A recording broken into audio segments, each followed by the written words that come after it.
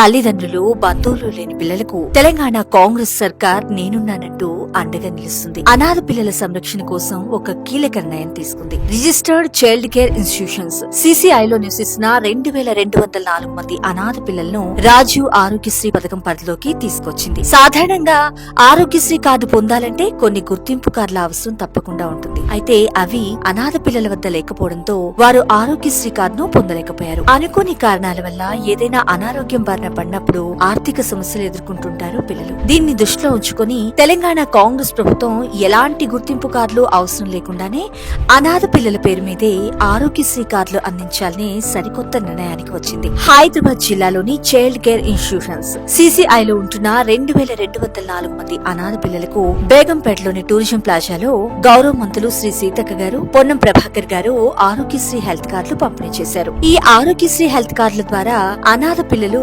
గుర్తింపు పొందిన 95 పైగా హాస్పిటల్స్ లో 180 పైగా వైద్య చికిత్సలు ఉచితంగా పొందే అవకాశం ఉంటుంది. ఈ సందర్భంగా మంత్రులు సీతక్క గారు, పొన్నం ప్రభాకర్ గారు అనాథ పిల్లలతో సహపంక్తి భోజనం చేసి వారి యోగక్షేమాలు అడిగి తెలుసుకున్నారు. వారికి మేమున్నామంటూ భరోసానిచ్చారు. సమాజంలో అనాథ పిల్లలకు ఆసరాగా నిలిచేవారు లేరని, అందుకే తమ ప్రభుత్వం వారిని ఆదుకుంటుందని ఈ సందర్భంగా మంత్రి సీతక్క గారు పేర్కొన్నారు. ఒక హైదరాబాద్ లోనే కాదు, తెలంగాణ వ్యాప్తంగా ఉన్న అనాథ పిల్లలందరికీ ఈ హెల్త్ కార్డు పథకం అందేలా తాను బాధ్యత తీసుకుంటానంటూ ఒక భరోసా ఇచ్చారు. ఒక తల్లిగా తనకు పిల్లలు పడే బాధ తెలుసని ఆ తల్లి మనసుతో అనాథ పిల్లలకు సొంత తల్లిలా అండగా ఉంటానంటూ మాట ఇచ్చారు. అనాథలకు ఆసరా కావటం కన్నా గొప్ప సేవ మరొకటుండదు. వారి చిరునవ్వులే నా శక్తి అంటూ పేర్కొన్నారు సీతక్క గారు. ఇదిలా ఉండగా అనాథ పిల్లలకు హెల్త్ కార్డులు అందించిన తొలి రాష్ట్రంగా తెలంగాణ నిలిచింది. అనాథ పిల్లలకు మంత్రి సీతక్క గారు ఆశాకిరణంలా నిలిచారంటూ సోషల్ మీడియాలో ప్రశంసలు వెల్లువెత్తాయి.